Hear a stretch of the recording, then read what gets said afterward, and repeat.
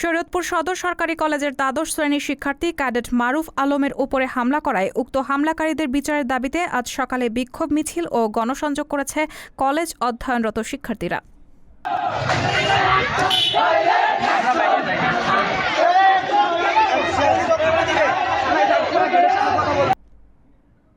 এ সময় কলেজের সামনে থেকে প্রধান সড়কে জমায়েত শুরু করে শিক্ষার্থীরা। পরে মানববন্ধন সহ বিভিন্ন স্লোগানে বিক্ষোভ মিছিলের ডাক দেয় বৈষম্যবিরোধী ছাত্র আন্দোলনের শিক্ষার্থীরা।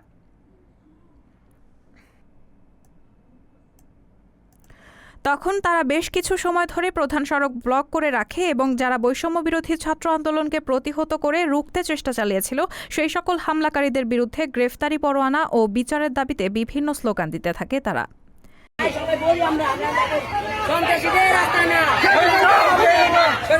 পরে শহরের প্রধান প্রধান সড়ক ঘোরাঘুরি ও সড়ক প্রদক্ষিণ করে বিক্ষোভ মিছিলটি কলেজ ক্যাম্পাসে গিয়ে শেষ করা হয়।